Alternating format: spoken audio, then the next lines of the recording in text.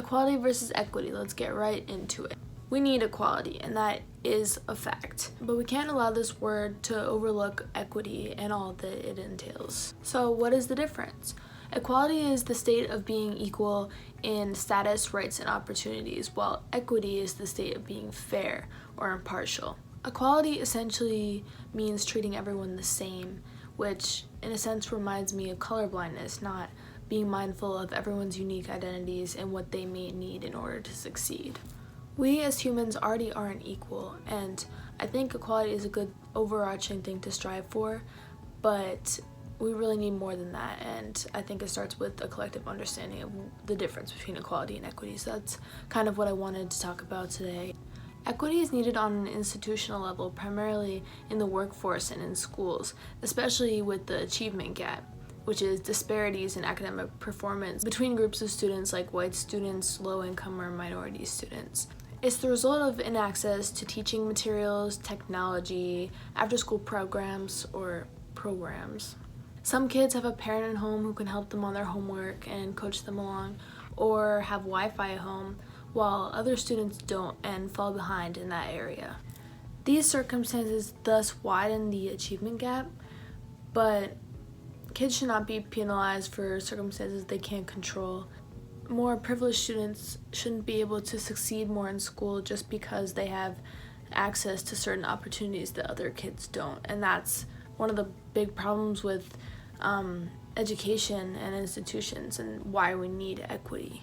And on top of that, kids learn best when they feel valued, safe, and comfortable in a learning space and in any space. So teachers should make it their mission to understand all aspects of a student's identity and background, whether that is their emotional and social needs or racial and ethnic backgrounds. How can we attain this goal? Well, we can start by more people understanding and recognizing racial disparities in schools, providing students with more resources to prosper and succeed, and outright anti-racism in teachers. Harvard scholar and civil rights activist Derek Bell encourages us to, this is his quote, "understand that until we all locate our deep and soulful need to know, to understand, and be in the company of Black people, we will not have fully challenged our own deepest level of internalized racism." White teachers must take on this mindset because it's really important for them to use their privilege as an educator and create a safe and diverse classroom and environment for everyone of all backgrounds, because it's their job, it's on them to end the achievement gap. Otherwise, racism will be institutionalized on a daily basis. White teachers have the responsibility to engage in anti-racist behavior to the same extent or even more than a Black educator would, because obviously we have a primarily white society.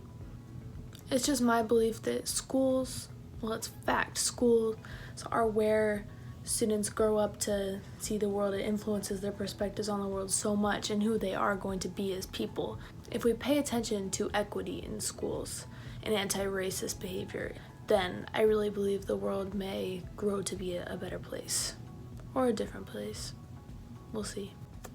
But before we can do all that and diminish the achievement gap, we just need to foster an understanding of equality versus equity and what both of those mean, and to recognize that equity is the goal and people need different tools in order to succeed. Check out my Instagram, I'll add it at Ella4Equity, because I posted some really good images of the difference between equality versus equity. 3 people of different heights standing before a fence, and they need different sized stepping stools in order to see over.